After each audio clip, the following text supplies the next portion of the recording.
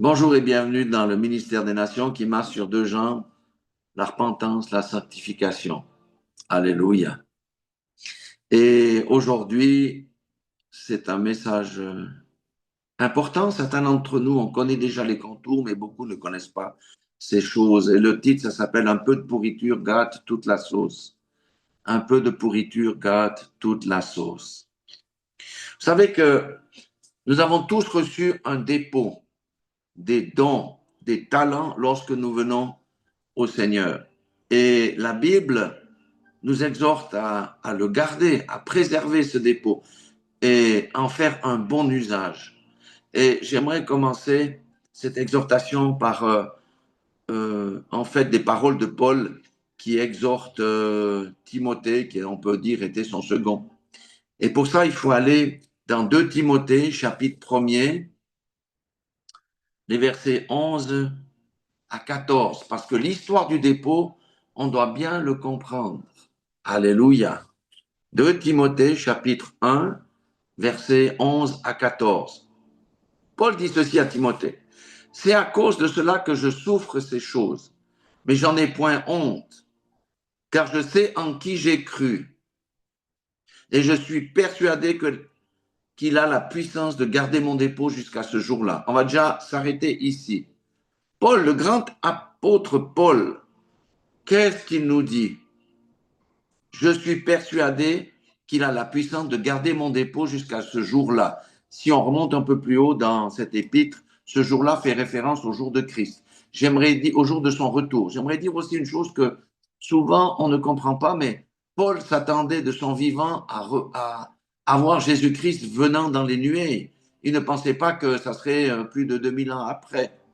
Donc c'est pour ça qu'il dit, je veux garder mon dépôt jusqu'à ce jour-là, jusqu'au jour de son retour glorieux. Et il dit à Timothée, retiens dans la foi et dans la charité qui est en Jésus-Christ le modèle des saines paroles que tu as reçues de moi, ça veut dire ses enseignements. Verset 14, garde le bon dépôt par le Saint-Esprit qui habite en nous. Amen. Nous avons tous reçu un bon dépôt. Et l'exhortation de Paul à Timothée, et Paul s'exhorte lui-même, nous sommes exhortés à garder notre bon dépôt par le Saint-Esprit qui habite en nous. Alors, c'est quoi ce bon dépôt? C'est le dépôt que j'ai reçu pour accomplir ma mission, pour entrer dans mon appel et faire fructifier ce dépôt. En l'occurrence, Paul parlait de lui-même parce que lui, ce qu'il devait faire, c'était prêcher l'évangile aux gentils dans les nations. Et ce qu'on peut comprendre au travers de ce verset aussi, ce qui transparaît ici aussi, mais c'est un petit peu caché, c'est que sans l'obéissance à l'Esprit Saint, sans communion avec le Saint-Esprit, un dépôt ne pourra pas être gardé.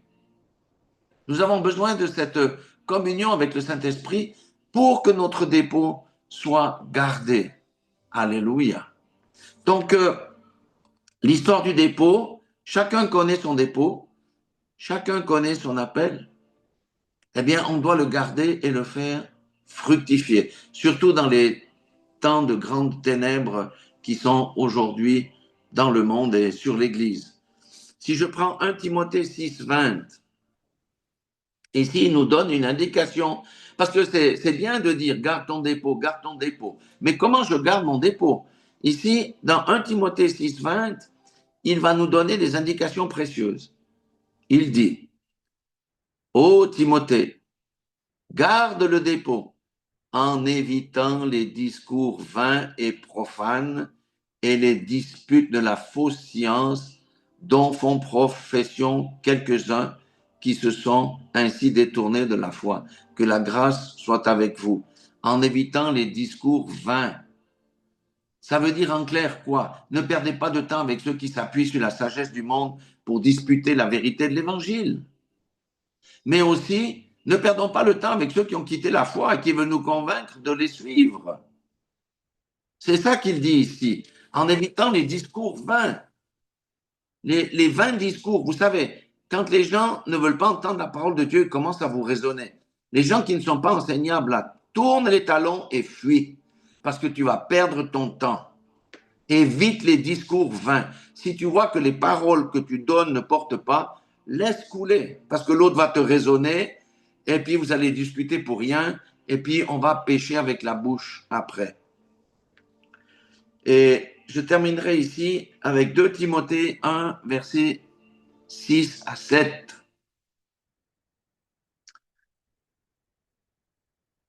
2 Timothée 1, verset 6 à 7. Timothée n'était pas n'importe qui, c'était l'assistant de Paul. Amen. Et il dit, c'est pourquoi je t'exhorte à ranimer le don de Dieu que tu as reçu par l'imposition de mes mains. À ranimer. Pourquoi il dit ça? Parce qu'il s'est laissé endormir. Car ce n'est pas un esprit de timidité que Dieu nous a donné, mais un esprit de force, d'amour et de sagesse. Peut-être aussi que face aux détracteurs, il a eu un peu peur aussi. Mais Paul dit non, ranime le don de Dieu que tu as reçu. Ranime ton dépôt, fais fructifier ton dépôt. Qui était Timothée? Timothée, c'était un évangéliste. Selon 2 Timothée 4.4, on comprend que Timothée était un évangéliste. Mais lui s'est laissé piéger. Et vous voyez, si Timothée s'est fait piéger, chacun d'entre nous, à plus forte raison, nous faisons face à un certain danger, celui de l'endormissement. Nous risquons de nous endormir. Et quelque part, Dieu nous exhorte par Paul à rester dans notre couloir et dans notre appel. Il faut éviter la dispersion. Combien de personnes, pour des raisons de confort, ont préféré changer de couloir parce que, par exemple, si je prends le cas d'un évangéliste, c'est quelque chose de difficile, hein, d'être au front. On n'est souvent pas reconnu dans les églises. Donc, les gens changent d'appel pour avoir un peu plus de confort. Mais Paul dit non, non, non, non, non, tu as reçu ton appel, fonce dans ton appel, ne change pas de couloir non plus. Ou un intercesseur, par exemple, qui se fatigue un peu et qui passe à diacre dans une église. Donc, nous devons rester dans l'appel que le Seigneur où le Seigneur nous a placés. Et il y a aussi, ça va dans le même sens des paroles de Jésus. Jésus nous a parlé des talents et des mines. Et dans ces paraboles, Jésus nous exhorte également à faire usage de notre dépôt. La mine était un dépôt, les talents étaient des dépôts que lui avait donnés. Et il nous exhorte de faire non seulement un bon usage, mais en le démontrant par des fruits agréables à Dieu. Parce que nous savons ce qui se passe quand il a commencé à appeler les serviteurs les uns après les autres. Un, il n'avait pas utilisé son dépôt, il avait caché sa mine dans le sol. Il lui dit, méchant serviteur, je t'envoie là, ôtez-lui ce qu'il a, donnez-lui à celui qui a beaucoup, et jetez-le dans l'endroit où il y a des pleurs et des grincements dedans. Il est dangereux d'enterrer son dépôt ou de ne pas vouloir faire la volonté de Dieu selon l'appel qu'il nous a confié. Donc on doit vraiment s'examiner parce que le diable essaye soit de souiller notre dépôt, soit de le diminuer, soit de le détruire. Ça, on doit comprendre. Timothée, qui était quelqu'un de puissant, on va dire, hein, au temps de Paul et des apôtres, lui avait commencé à faiblir. Ça veut dire que nous devons faire attention et nous, on doit être conscients de ces choses et nous examiner soigneusement pour voir si nous avons su préserver notre dépôt et si on en a fait un bon usage ou si on en fait un bon usage. Et si ce n'est pas le cas, eh bien, vous savez, Dieu est bon, hein, il faut se repentir à la vitesse grand V, hein, sans plus tarder, pour rétablir la chose. Amen. Parce que Dieu nous demandera des comptes, hein, à tous. Il n'y a personne dans le corps de Christ qui n'a pas reçu un dépôt ni un appel. Personne. Personne. Tous nous sommes appelés à porter du fruit. C'est pourquoi c'est important cette exhortation de Paul que nous avons vue. Et maintenant, on a compris que chacun est à risque dans les temps dans lesquels nous vivons. Parce que l'amour du monde a refroidi une grande majorité de personnes. La vérité n'est plus prêchée, ou c'est des demi-vérités, mais les demi-vérités sont des mensonges aussi. Parce qu'on doit dire la vérité, parce que la vérité libère. Donc, voyons maintenant plus en détail les risques qui guettent quelqu'un dans le corps de Christ ou une communauté ou une église, une assemblée dans le corps de Christ. Ça, c'est vraiment le message de Dieu pour nous qui sommes arriver à la fin des temps. Il faut prendre Ecclésiaste chapitre 10, verset 1. C'est une parole merveilleuse, mais on doit comprendre, parce que des fois on ne comprend pas. Ecclésiaste chapitre 10, verset 1, il dit quoi? Il dit, les mouches mortes infectent et font fermenter l'huile du parfumeur. Un peu de folie l'emporte sur la sagesse et sur la gloire. Bon, on va dire, mais qu'est-ce qu'il veut raconter par là? Les mouches mortes infectent et font fermenter l'huile du parfumeur. Un peu de folie l'emporte sur la sagesse et sur la gloire.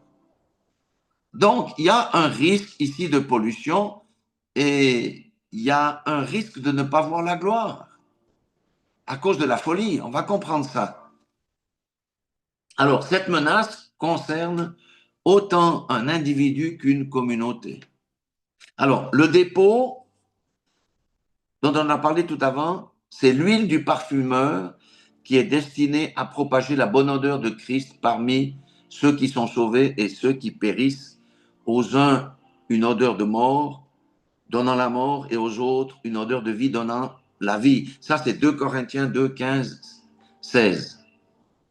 2 Corinthiens 2, 15, 16. Donc, le dépôt, c'est l'huile du parfumeur. Nous sommes tous l'huile du parfumeur. Et quel que soit notre appel, nous sommes destinés à propager la bonne odeur de Christ à ceux qui sont sauvés et à ceux qui périssent. Amen. Quelqu'un qui n'utilise pas son dépôt, porte pas du fruit, ne peut pas dégager une odeur. C'est pas possible. Nous sommes destinés à propager la bonne odeur de Christ parmi ceux qui sont sauvés, ça veut dire parmi nos frères et nos sœurs. Parce que si on est un peu plus avancé dans la foi et vers la maturité, les autres, nous devons être un exemple pour nos frères et pour nos sœurs. Alléluia. Et la mouche morte, ça représente quoi? La mouche morte, ça représente la pollution qui va gâter l'huile du parfumeur. Vous voyez, déjà les mouches, on n'aime pas les mouches, mais une mouche morte, c'est déjà répugnant. Mais quand une mouche morte tombe dans l'huile, la décomposition de son corps va polluer ce parfum de bonne odeur qui change de nature et qui devient peu à peu âcre, acide et désagréable. Et on ne peut plus rien faire avec cette huile-là. Il faut la jeter. Quand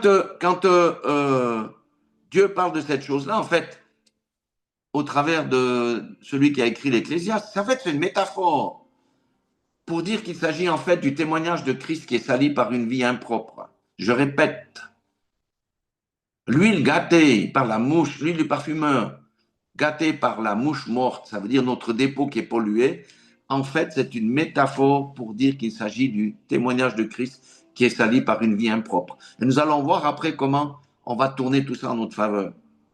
Et nous comprenons aussi que la mouche morte représente un grain de folie. La folie, c'est quoi? La folie, c'est de croire que la désobéissance qui mène au péché nous évite les conséquences de ce que l'on a fait. Le diable vient nous dire, oui, mais ce péché-là, c'est pas si grave que ça. Dieu a tout accompli. Qu'est-ce que tu te fais du souci pour ce péché-là? Dieu a tout accompli. Tu es sauvé, tu es toujours sauvé. Et beaucoup de gens tombent dans la trappe et vivent dans la désobéissance et la rébellion qui mène péché sur péché. Et finalement, eux vont se retrouver à risque. Il n'y a rien de plus faux que cette doctrine qui emporte un grand nombre de chrétiens dans le péché. La grâce que Dieu nous a faite, c'est de nous libérer du péché. Jésus n'est pas mort à la croix de Golgotha pour nous permettre de pécher comme on a envie en suivant notre chair. C'est une mauvaise mentalité de penser que ces choses-là, vous pensez que les douleurs de Christ sont pour que l'homme continue à pécher? Non, c'est pour que nous soyons libérés du péché et que par l'Esprit nous fassions mourir les actions de la chair. Celui qui vit selon la chair a un dépôt pollué, il ne peut pas être agréable à Dieu. Je dis, celui qui a son dépôt pollué par les mouches mortes ne saurait plaire à Dieu. Il faut que ça rentre dans ces fausses doctrines qu'on a depuis des siècles là et qui se développent depuis 40, 50 ans. Tu es sauvé, toujours sauvé, vis ta vie. De toute façon, tes péchés sont pardonnés, futur, passé, présent, tout ce que tu veux. Les gens se vautrent, retournent à leur vomi. à cause de ces doctrines-là, retournent à leur vomi, se traînent dans la boue, alors que le Seigneur, nous étions des cochons qu'il a lavés, eh bien, ils retournent dans la boue, dans les mêmes péchés, en pensant que Dieu est gentil, il va te pardonner parce que Jésus a tout accompli. Dieu pardonne pour autant qu'on confesse nos péchés, qu'on abandonne le péché et qu'on marche dans la droiture et la justice. Amen. Vous voyez comment le diable fait, comment il embarque des millions de chrétiens sur le chemin de la perdition. Alléluia. Je ne dis pas Alléluia pour ça, je dis Alléluia pour ceux qui comprennent et qui marchent sur la voie droite. Et Alléluia pour ces révélations. La pratique du péché gâte l'huile, c'est-à-dire qu'elle réduit l'action du Saint-Esprit jusqu'à le faire disparaître dans la phase ultime et propage ensuite, avant la personne avait un bon témoignage, aujourd'hui elle propage un mauvais témoignage pour les chrétiens et les non-chrétiens à cause de sa vie, à cause de ses comportements, à cause de ses paroles. C'est ça renier Christ. Celui qui renie Christ, qui sort de la voie du Seigneur que lui-même a tracée, celui-là renie Christ. Et il fait Christ menteur. J'appartiens au Seigneur et sa vie est une pourriture. Ça discrédite l'évangile. Et regardez tous les scandales qu'on a dans l'église avec les abus sexuels et toutes ces choses-là, les abus d'autorité. Ça concerne bien sûr le leadership, mais aussi tous les autres. C'est le discrédit qui est jeté sur le Seigneur lui-même. Le mauvais témoignage de Christ discrédite l'évangile et dénature la personne de Christ. On fait de Christ quelqu'un qu'il n'est pas. Quelqu'un qui autorise à pécher. Quelqu'un qui autorise à se vautrer dans la luxure, dans le concubinage et toutes ces choses. Quand on ne connaît pas le Seigneur, on pouvait faire ces choses-là puisqu'on ne connaissait pas le Seigneur. Mais quand on vient au Seigneur, je vous assure, quelqu'un qui a reçu l'Esprit du Seigneur reçoit la correction avec joie. Mon frère, quitte l'impudicité. Ma sœur, quitte l'adultère. Et Dieu pardonne. Jésus n'est pas mort pour que nous puissions vivre dans cette sorte de vie-là. Et c'est à cause du mauvais témoignage des chrétiens que beaucoup ne viennent pas, parce qu'ils ferment la porte du ciel, parce que les gens regardent et les observent et disent, mais celui-là, il dit qu'il a Dieu. Ouais, il a Dieu le dimanche, mais la semaine au bureau, il plaisante avec les autres, il dit des saletés, il médit du patron, il fait toutes ces choses. Moi, ce Dieu-là, je n'ai pas envie d'avoir un tel Dieu, c'est de l'hypocrisie. Vous savez qu'on nous observe. Il n'y a pas que les anges qui nous observent, les démons, mais il y a tous ceux qui sont autour de nous. Donc ça, c'est une grosse mouche morte qui fait atteinte à la sainteté de Dieu quand un chrétien se vautre dans la souillure. C'est une grosse mouche morte qui fait atteinte à la sainteté de Dieu, parce que Dieu a toujours dit « Soyez saints car je suis saint ». On sait que ce n'est pas la sainteté absolue, parce qu'on n'arrive pas, parce qu'on marche encore dans la chair. Mais le Seigneur nous a laissé la porte d'ouverture de la repentance et de l'abandon du péché. Et si quelqu'un a laissé le diable entrer dans sa vie, il a ouvert la porte, le diable a mis son pied, il a mis sa jambe, maintenant il est dedans, ben peut-être s'il n'arrive pas à se débarrasser lui-même, il faut qu'il sollicite la délivrance pour que son huile soit à nouveau propre à la consommation. Tant qu'il ne s'est pas repenti, l'huile du parfumeur est polluée et les gens qui voient les péchés dans lesquels il est, c'est un mauvais témoignage. Et c'est une lourde responsabilité que les leaders portent, tout comme nous, les brebis du Seigneur, car nous sommes observés par ceux qui croient et ceux qui ne croient pas. Si on aime notre frère, notre sœur, il ne faut pas faire comme les religieux. Je te dis ça juste à toi, mais Sylvie, là, la Sylvie que tu connais, oui, ta sœur, à toi, là, elle file du mauvais coton. Je l'ai vu avec le frère Joël. À la sortie du culte, ils se tenaient la main, ils s'embrassaient, tout ça. C'est parce que la Bible nous dit de faire la médisance et de colporter, c'est d'aller voir le frère et la sœur à tour de rôle et de les inviter à revenir dans le droit chemin.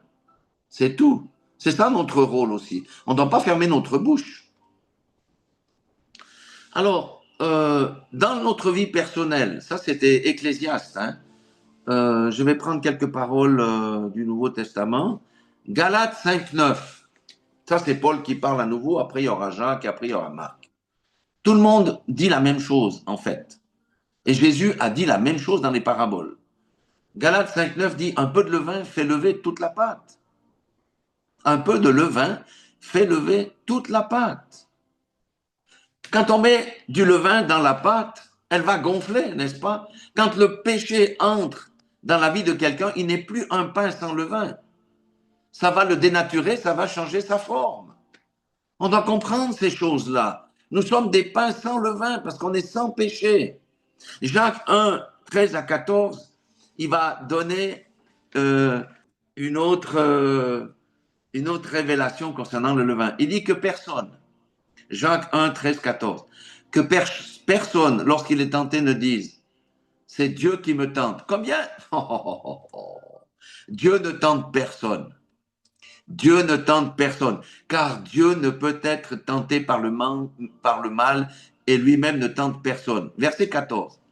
Quand sommes-nous tentés? Mais chacun est tenté quand il est amorcé par quoi? Sa propre convoitise. L'homme est tellement lâche qu'il fait comme Adam, qui s'est défaussé sur Ève, et Ève qui s'est défaussée sur le diable parce que elle n'a pas voulu, ni Adam, accepter leur responsabilité. Nous devons reconnaître que c'est notre convoitise et c'est puis la convoitise, lorsqu'elle a conçu, enfante le péché, et le péché étant consommé, produit la mort. C'est pas le diable qui nous fait pécher. Le diable vient nous mettre des pensées, comme on a vu tout à l'heure. Il vient nous mettre des pensées dans la tête. C'est pourquoi nous devons soumettre toutes les pensées à l'obéissance de Christ. Parce que si nous laissons une pensée du diable, ça va grandir, ça devient une forteresse, ça descend dans le cœur, et ensuite ça mène au péché, ça mène à l'endurcissement. Et le péché étant consommé produit la mort. Donc la convoitise, c'est une forme de levain. Quelqu'un qui a la convoitise dans le cœur, vous allez voir qu'un jour ou l'autre, cette personne va chuter et sa chute sera grande. À cause de la convoitise. À cause de la convoitise. La convoitise, on doit la tuer par l'esprit. Marc 8, 15. Gardez-vous avec soin du levain des pharisiens et du levain d'Hérode. C'est Jésus qui a dit ça. Qu'est-ce qu'il a voulu dire? D'abord, on doit comprendre que le levain dans la Bible est considéré comme une mauvaise chose, car il change quelque chose en quelque chose d'autre. Le levain dénature et transforme une chose. On a vu que c'est le péché. Le péché, souvent, ça vient de la convoitise, etc. C'est le levain. Ça, c'est notre danger, qu'on se laisse gagner par ça. Mais le levain des pharisiens, le levain, c'est aussi la désobéissance.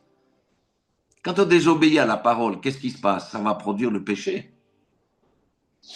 La convoitise, la désobéissance, c'est des formes de levain. Un petit peu de désobéissance, ça nous éloigne. Alors, le levain des pharisiens, qu'est-ce que ça veut dire? C'est l'hypocrisie. C'est l'hypocrisie, parce que les pharisiens allaient au temple, ils étaient vêtus selon la loi, ils priaient à haute voix pour qu'on les voie, mais l'intérieur était pourri parce que sitôt le culte fini, ils extorquaient la veuve, ils ne soignaient pas l'orphelin, ils ne prenaient pas de soin de l'étranger parce qu'ils étaient occupés à l'argent. Le levain des pharisiens.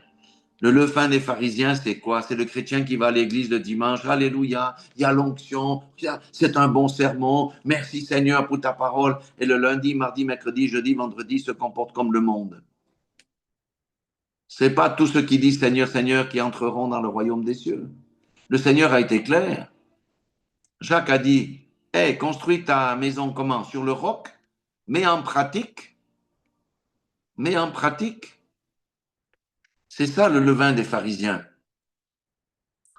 Donc le levain est quelque chose de très mauvais parce que ça nous change, ça peut changer quelqu'un qui a professé Christ dans la durée.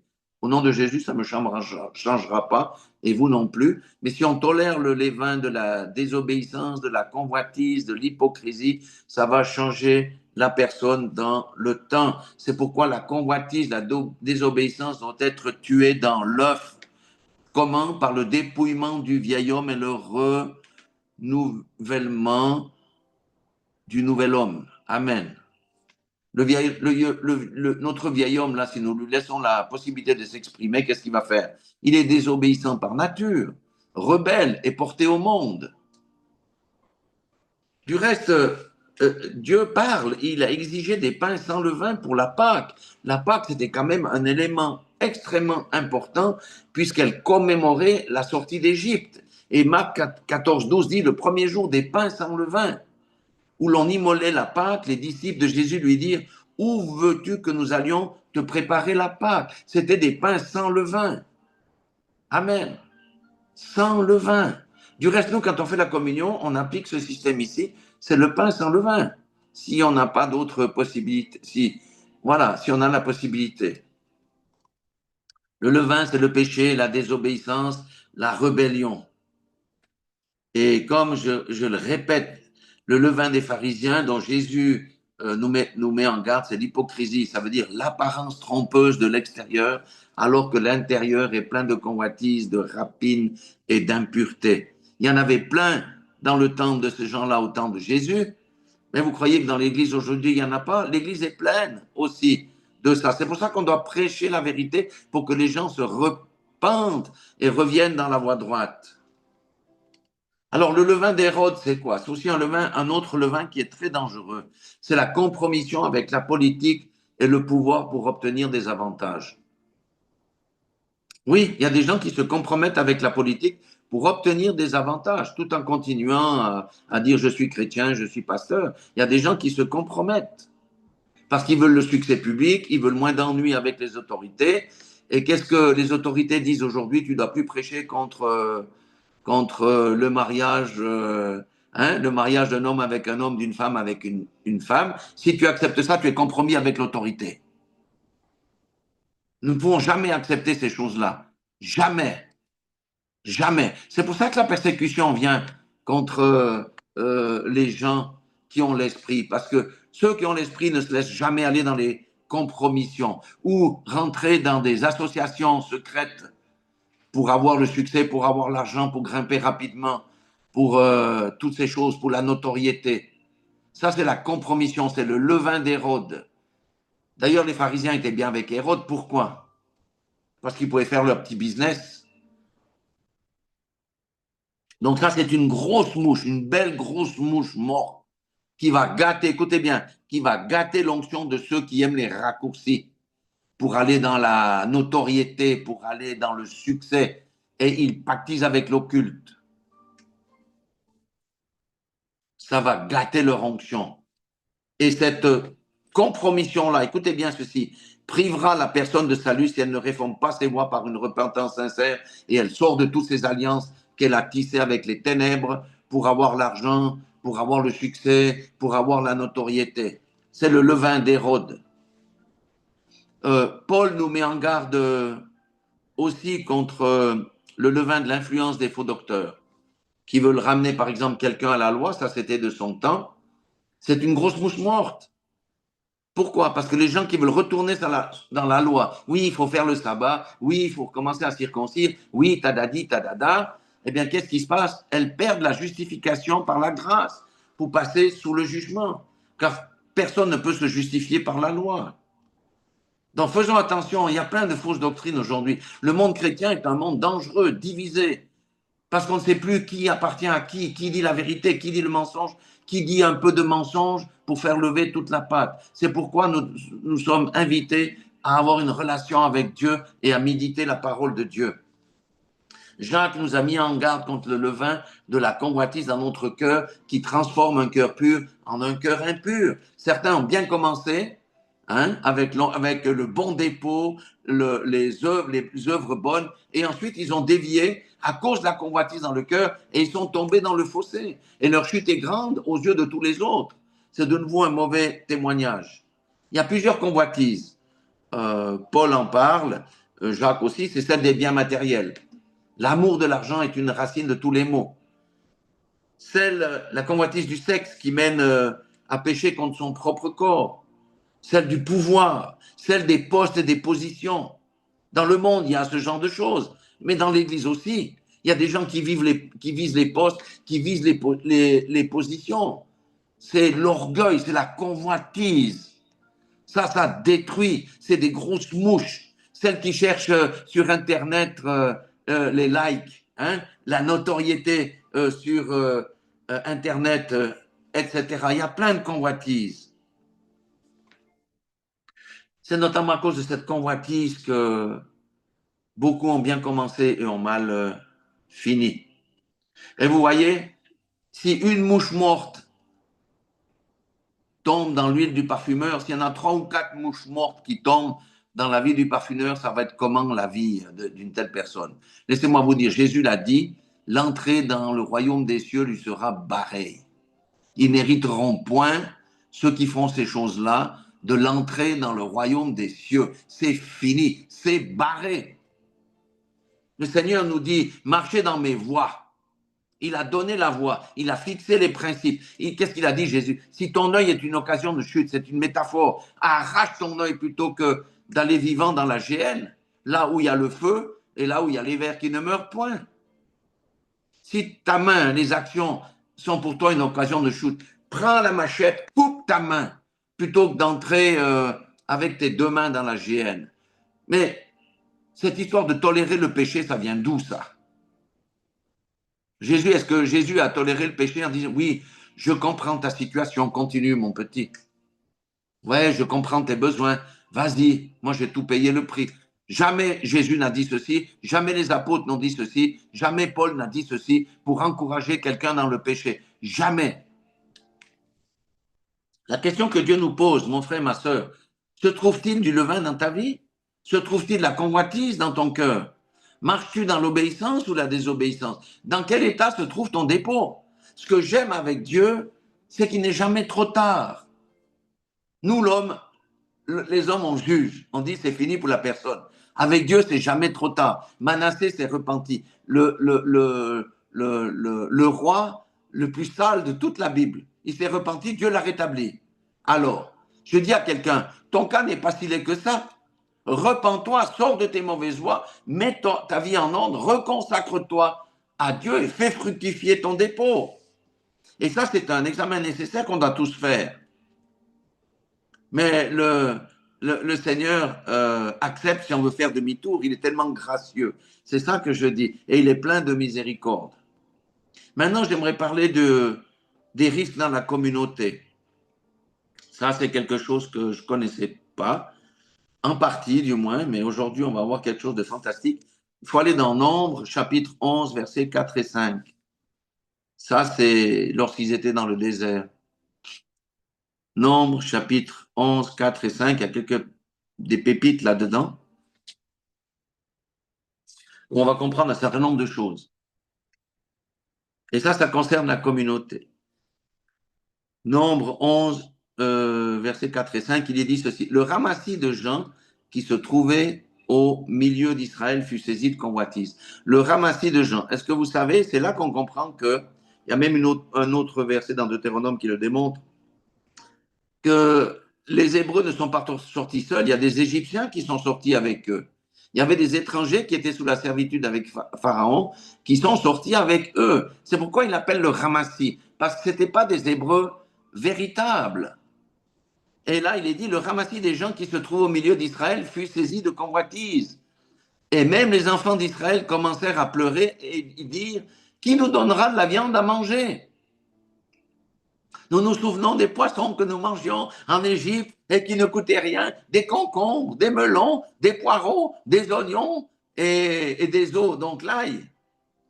Aujourd'hui, on doit manger la manne, c'est tous les jours, la même chose. C'est le ramassis qui a commencé à murmurer et ça a pollué les Hébreux. Donc, les plaintes du ramassis, si on veut, ont pollué les Hébreux, occasionné les murmures. Et quand il y a les murmures, la colère de Dieu s'enflamma. Juste avant, la colère de Dieu avait commencé à dévorer le camp parce qu'ils avaient murmuré. Et Moïse s'était interposé. Mais cette fois-ci, dans ce cas-là, Moïse était poussé à bout. Il a même été demandé à Dieu, si vous cherchez les Écritures, Seigneur, tue-moi pour me libérer du joug de ce peuple que tu fais peser sur moi parce que je n'arrive pas à conduire seul ce peuple. C'est la suite de ça que Dieu a dit, bon, ok, d'accord. il a choisi 70 personnes parmi les anciens d'Israël et il a donné une portion de l'esprit de Moïse sur ces gens-là pour l'aider à conduire le peuple. Moïse était fatigué, il était poussé à bout. Et j'aimerais dire ici, en relation avec l'Église aujourd'hui, combien de fois les pasteurs sont poussés à bout par les murmures dans l'Assemblée? Combien de fois les pasteurs ou les leaders sont poussés à bout par les murmures dans l'Assemblée? Souvent initiés par le ramassis. Dans ce cas précis, c'est quoi? Ceux qui ne sont pas véritablement convertis et qui font profession, qui sont convertis. Les faux convertis, tous ces gens-là qui sont dans l'Église, c'est eux qui vont provoquer les murmures et ça va fatiguer, ça fatigue les pasteurs. Et vous voyez, c'est un mode de faire. Après cet épisode-là, hein, Dieu a donc donné l'écaille suite au murmure. Qu'est-ce qu'ils ont fait? Poussés encore par la convoitise, ils ont fait des grandes provisions au lieu d'attendre chaque jour comme Dieu avait ordonné pour la manne. C'était un test de la foi et de l'obéissance. Mais la chair et la marche par la vue résistent aux ordres de Dieu. Et il est dit que la colère de Dieu s'enflamma à nouveau et une grande plaie frappa le peuple à cause de son incrédulité et de son manque de confiance en lui. Dieu ne blague pas avec les murmures contre lui et la désobéissance entraînée par le manque de foi. Il frappe. Écoutez bien ce que Dieu dit ici aussi. Une église qui marche dans la convoitise s'expose grandement au jugement de Dieu en inversant Matthieu 6, 33. Vous savez que Matthieu 6, 33 est vraiment quelque chose d'extraordinaire. Cherchez premièrement le royaume et la justice de Dieu et toutes ces choses vous seront données par-dessus. Et verset 34, il dit, ne vous inquiétez donc pas du lendemain, car le lendemain aura soin de lui-même. À chaque jour suffit sa peine. Lui, il a pourvu avec l'écaille parce qu'il voulait de la viande. Et eux, ils ont fait d'énormes provisions parce qu'ils ne croyaient pas que Dieu pouvait faire la même chose le lendemain. Des fois, nous, on est comme ça. Des fois, on est comme ça. Il faut qu'on change. Il faut que la mentalité change dans l'Église. Parce que le verset 34, là, à chaque jour suffit sa peine, c'est l'exacte réplique de ce que les Hébreux n'ont pas fait. Ils n'ont pas cru. À chaque jour suffit sa peine. Et puis, je dirais dans cette partie, ce qu'on doit comprendre qu'il est bon d'exclure ceux qui excitent les murmures, de ceux qui ne savent pas contenter de leur bénédiction, qui sont toujours en train de convoiter la bénédiction des autres et qui ne sont pas enseignables. Il y a des gens qui ne sont pas enseignables. L'Église en est plein, des gens qui ne sont pas enseignables. Il est bon de se rappeler deux choses. Les mauvaises compagnies corrompent les bonnes mœurs. Les mauvaises compagnies corrompent les bonnes mœurs. Regarde avec qui tu marches. C'est dangereux de marcher dans les mauvaises compagnies. Et la deuxième des choses, Jésus avait dit, si on ne te reçoit pas, si on ne vous reçoit pas quand il avait envoyé les 70 disciples, il a dit, secouez la poussière de vos pieds contre cette maison. Mon frère, ma soeur, si quelqu'un qui m'écoute là, tu as peut-être une mauvaise compagnie, coupe cette mauvaise compagnie, détache-toi de cette mauvaise compagnie parce qu'elle va te corrompre. Il y a une mouche qui va tomber dans ton dépôt. Un autre danger concernant la communauté, c'est Josué 7, 24 et 25. C'est une histoire triste. Donc ça, c'était lorsqu'ils étaient en train de faire les conquêtes après avoir traversé le Jourdain. Et ils ont perdu une bataille, la bataille d'Aï. Pourquoi? Parce que Akan n'a pas exécuté l'ordre du Seigneur, c'est-à-dire qu'il a volé un manteau et des lingots d'or ou d'argent. Alors le Seigneur a dévoilé, et regardez ce qu'il est dit ici, dans Josué 7, 24, 25. Josué et tout Israël avec lui prirent Akan, fils de Zérach, l'argent, le manteau, le lingot d'or, les fils et les filles d'Akan, ses bœufs, ses ânes, ses brebis, sa tente et tout ce qui lui appartenait, et ils les firent monter dans la vallée d'Accor. Josué dit, pourquoi nous a-t-on troublés? L'Éternel te troublera aujourd'hui, et tout Israël le lapida, on les brûla au feu, à cause de la faute d'Akan, sa femme, ses filles, on a tout brûlé au feu, même les animaux. Et on éleva sur Achan un grand morceau de pierre qui subsiste encore aujourd'hui. À cause, ça, il y a un principe spirituel qu'on doit comprendre ici. À cause d'un seul homme, la malédiction a frappé tout un peuple. Le corps est un tout, le corps de Christ est un tout, et si un membre est souillé, tout le peuple est souillé. À cause de l'offense d'Achan, l'alliance a été brisée. Et le peuple avait perdu la bataille d'Aï, car l'Éternel s'était retiré, et 36 hommes avaient perdu la vie. Alors, si le Seigneur dévoila Achan, c'est pour qu'un jugement ait lieu. Non seulement Achan fut lapidé, mais avec toute sa famille.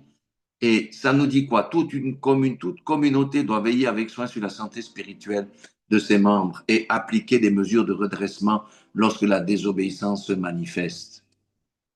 Et tout homme ou toute femme qui raidisse le coup, il faut la chasser parce que ça pollue l'assemblée. C'est pourquoi on doit veiller dans les assemblées à ce que tout le monde marche correctement. C'est pour ça, des fois, il vaut mieux dans des petites assemblées parce qu'on se connaît les uns les autres. Toute communauté, c'est l'enseignement ici, doit veiller avec soin sur la santé spirituelle de ses membres et appliquer des mesures de redressement lorsque la désobéissance se manifeste. C'est pour ça qu'il n'y a pas de réveil. C'est pour ça que le réveil reste loin. Parce qu'on marche dans les impuretés. Le peuple vit dans la légèreté, dans le mensonge. Et il y a deux versets qui doivent nous donner des frissons, c'est 2 Corinthiens 10, 6, où Paul dit, nous sommes prêts aussi à punir toute désobéissance lorsque votre obéissance sera complète. Ça veut, je vais vous expliquer qu'est-ce que ça veut dire tout à l'heure. Et le deuxième, c'est l'histoire de Ananias et Saphira, dans Actes 5, 8 à 11. Ou qu'est-ce qu'ils ont fait? Ils ont menti sur le prix de la vente en étant des hypocrites. C'était le levain des hypocrites. Oui, on a bien donné tout le montant de la vente. Et ils s'étaient mis d'accord les deux. Ananias et Saphira, quel fut leur sort? Dieu les a frappés de mort. Pourquoi? Il y avait un tel degré de sainteté dans l'Église à l'époque que le moindre péché était sanctionné. On doit comprendre aussi, c'est que au fur et à mesure que nous marchons vers plus de maturité, ça veut dire qu'on va toujours plus haut dans le Seigneur, moins le péché est toléré et appelle une correction immédiate. C'est pour ça qu'on se repent chaque jour. C'est comme un lavage. Alors j'arrive à la conclusion ici et les solutions. Donc, personne n'est à l'abri d'une pollution, qu'elle vienne par quelqu'un ou de son propre cœur plein de convoitises. Personne n'est à l'abri de la pollution qu'on a vue, d'une mouche morte. C'est une menace silencieuse qui agit et qu'il s'agit de prendre au sérieux, avec beaucoup de sérieux. C'est comme un cancer qui commence à ronger quelqu'un avant de dévoiler sa vraie nature. Alors, comment faire pour éviter une pollution qui gâte notre dépôt? Première des choses, s'examiner régulièrement pour voir si nous cheminons encore sur le chemin étroit. C'est pourquoi l'examen, ce n'est pas une fois tous les 10 ans. C'est régulièrement, au moins une fois par semaine. Est-ce que je suis toujours sur le chemin étroit? Il faut s'examiner régulièrement, se regarder dans le miroir. Il faut évaluer sa haine du péché sur une échelle de faible à élevé. Normalement, la haine du péché doit être à 10 sur l'échelle. On doit détester le péché. Si on n'a pas la haine du péché, il faut prier pour que la haine du péché soit en nous. Troisième des choses, c'est se laver par l'eau de la parole. L'eau nettoie. Celui qui ne médite pas la parole, qui ne mange pas la parole, s'expose à recevoir des mouches dans son dépôt. Quatrième point, j'en ai 7. Soignez ses relations. Parce que si vous marchez avec le ramassis, ça vous amènera soit à pécher, soit à vous détourner du droit chemin. Soignez ses relations. Le choix de ces relations. D'accord? Et sans compromis avec le ramassis. Secouez la poussière de vos pieds. 5. Marcher dans la sanctification, ça on connaît bien. 6. Se repentir autant de fois que nécessaire. Si Jésus avait dit à Pierre, Pierre avait dit, combien de fois dois-je pardonner à celui qui m'a offensé? Serait-ce jusqu'à 7 fois par jour? Le Seigneur dit non, 7 fois 7. 7 fois 7, hein, je crois. Ça veut dire à perpétuité. Ben, la repentance, c'est la même chose. Nous avons été lavés, nous avons reçu une tunique blanche, ben maintenant on doit nettoyer, veiller à ce que notre tunique reste propre. Et ça, il n'y a que la repentance et le sang de Jésus qui nous assure qu'on a une autre tunique propre. Et puis le point 7, parce que des fois, des personnes ouvrent la porte et après, ils n'arrivent pas à se débarrasser du diable, eh bien, il faut solliciter la délivrance. La délivrance pour les choses récurrentes. Vous voyez, quand il y a une addiction, par exemple, qui vient de manière régulière, c'est qu'il y a un esprit qui a pu rentrer quelque part. Donc ça, il faut solliciter la délivrance. Puis il y a peut-être des fois des liens avec les liens générationnels. On doit couper tout ça. Jésus a tout accompli, mais il nous demande de couper. On doit agir là-dessus. Par la foi, il faut aller devant la justice du Seigneur pour demander ces choses-là. Amen. Voilà ce que je voulais partager avec vous. Donc, le Seigneur est sérieux. Nous vivons dans les temps de trouble. Regardez le monde est en feu. Hein. Il y a tout qui est en train d'être secoué sur sa base. Nous vivons dans des temps de trouble. Combien notre conduite doit être irréprochable. On ne peut plus vivre dans la légèreté. Il faut faire un choix. Soit je marche avec le Seigneur, soit je profite de la vie puis je marche avec le monde. Mais on ne peut plus marcher un bout avec le Seigneur, un bout avec le monde. Parce que là, la personne va être coupée en deux. Donc, que le Seigneur nous aide. Mais je rappelle que le Seigneur est gracieux. Le Seigneur est plein de miséricorde pour celui qui abandonne ses mauvaises voies, qui se repent et qui se retourne vers lui. Voilà, soyez tous bénis dans le nom puissant de Jésus-Christ de Nazareth. N'oubliez pas que Dieu nous aime, c'est pourquoi il nous parle comme ceci, pour qu'il touche notre cœur afin que nous soyons sensibles à ces dangers qui nous guettent. Voilà, Dieu vous aime.